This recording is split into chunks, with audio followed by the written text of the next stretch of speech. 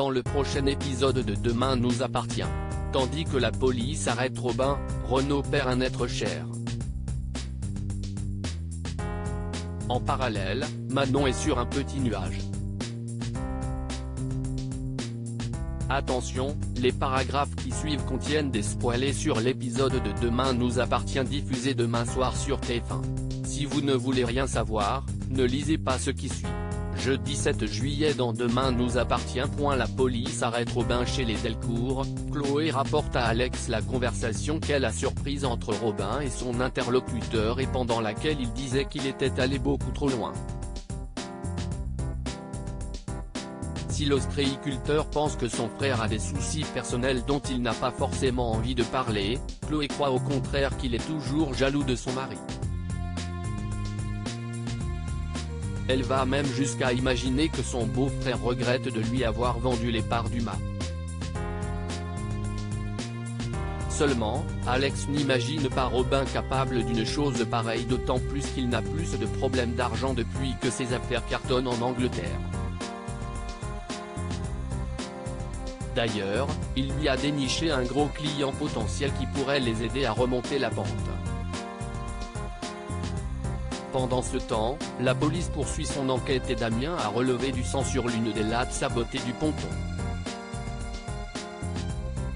Et les résultats sont sans appel, il s'agit du sang de Robin Bélanger. Le commandant Constant charge donc à Georges de creuser cette piste.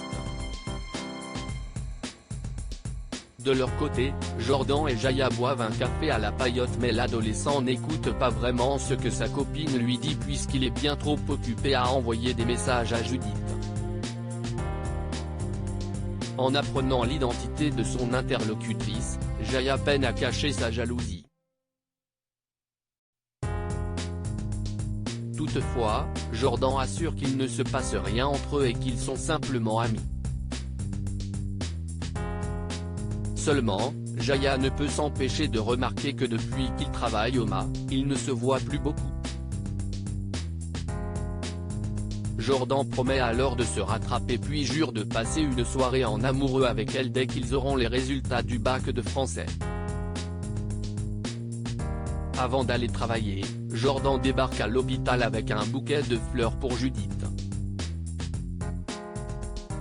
S'il trouve qu'elle a meilleure mine que la veille, ce n'est pas le cas de la jeune femme qui estime avoir une tête de zombie. Pour lui prouver le contraire, Jordan prend donc un selfie. Il a beau dire qu'elle est canon sur la photo, Judith se trouve immonde et le prie de la supprimer. Ce dernier lui demande ensuite de prendre soin d'elle avant de se rendre au MA. En parallèle, Robin a un comportement de plus en plus étrange et a posé un lapin à Alex alors qu'ils avaient rendez-vous avec le marailleur. En réalité, Robin se balade dans les rues de la ville et explique à son interlocuteur au téléphone que personne ne se doute de rien. Au MA, Robin s'attire plus tard les foudres de son frère.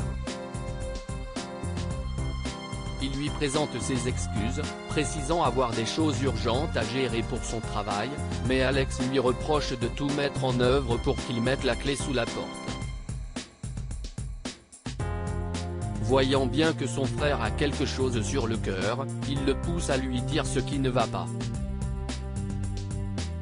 En toute transparence, Alex lui parle donc des soupçons de sa femme.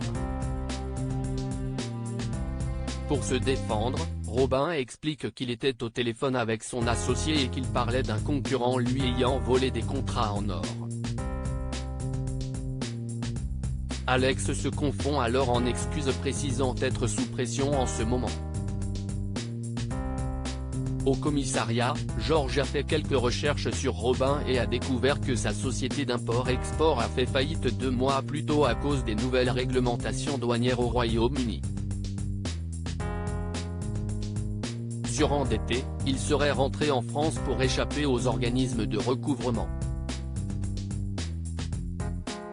Comme Robin a un lourd passif avec Alex, le policier imagine que sa jalousie maladive a refait surface.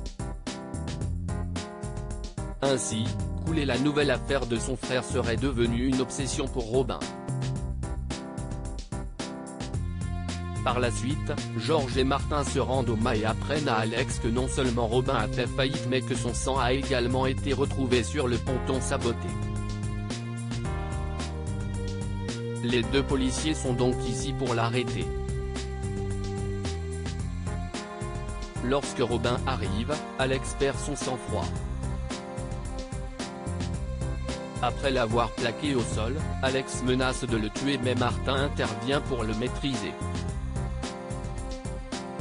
Renaud perd un être cher, une femme âgée d'une 60aine d'années est transportée en urgence à l'hôpital dans un état critique.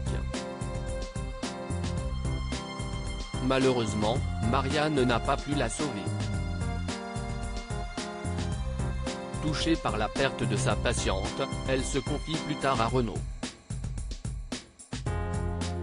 En consultant le dossier, ce dernier tombe sur la photocopie de la carte vitale de la sexagénaire et s'aperçoit avec effroi qu'elle n'est autre que sa sœur Solange. Peiné, Renaud se rend à la morgue puis confie à sa femme qu'il n'a pas vu Solange depuis une dizaine d'années car ils avaient coupé les ponts. Après s'être recueilli quelques minutes, Renaud va voir son fils et lui annonce la triste nouvelle. Samuel aimait beaucoup sa tante et avait gardé contact avec elle malgré les différends qui l'opposaient à son père. Imaginant la tristesse de son père, Samuel se dit présent pour lui.